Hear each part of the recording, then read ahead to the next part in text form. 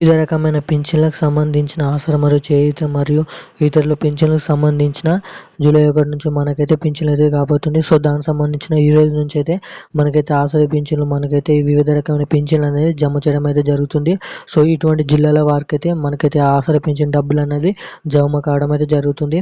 So ఎవరైతే కొత్త అర్హులు అయితే అప్లై చేసుకున్నారో దానికి సంబంధించిన జూలై 1 తర్వాతనైతే మనకైతే కొత్త అప్లై చేసిన పింఛన్ డబ్బులు అనేది వాళ్ళ లిస్ట్ అయితే వచ్చిన తర్వాతనైతే జూలై 10 నుంచి అయితే మనకైతే ఆసరా పింఛన్లకు సంబంధించిన డబ్బులను అనేది బ్యాంక్ అకౌంట్ల ద్వారా దగ్గరున్న మండల ఆఫీస్లో దగ్గర ద్వారా అయితే పంచడం అయితే జరుగుతుంది. సో దీనికి సంబంధించిన పూర్తి వివరాలు తెలుసుకోముందు వీడియోని అయితే లాస్ట్ వరకు చూడండి. మన ఛానల్ ఎవరైనా మొదటిసారిగా చూసిన వారంటే ఖచ్చితంగా అయితే సబ్స్క్రైబ్ చేసుకోండి. మన లేటెస్ట్ అప్డేట్స్ కోసం అయితే బెల్ ఐకాన్ అయితే ఆన్లో పెట్టుకోండి.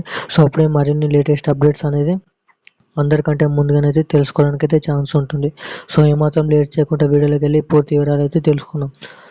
సో తెలంగాణ రాష్ట్ర వ్యాప్తంగా మనకైతే ఈ రోజు నుంచి అయితే ఇన్ని జిల్లాల వారికి డబ్బులు అయితే పడుతున్నాయి.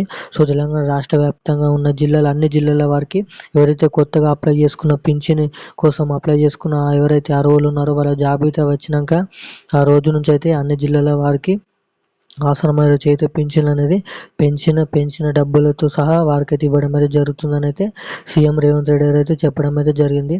సో దీనికి సంబంధించిన న్యూస్ అనేది మనకైతే నిన్ననైతే రావడం అయితే జరిగింది. సో న్యూస్ ఈరోజు చేస్తున్నాను. సో ఎవరైతే ఇంకా పింఛన్ డబ్బులు తీసుకోలేరో ఇంకా కొత్త వారైతే ఎవరైతే అప్లై చేసుకొని ఉన్నారో వాళ్ళు ఏమాత్రం దిగులుబడి కూడా ఖచ్చితంగా మీకైతే పింఛన్ డబ్బులు అనేది జమ చేస్తామని అయితే రేవంత్ రెడ్డి గారు అయితే చెప్పడం అయితే జరిగింది.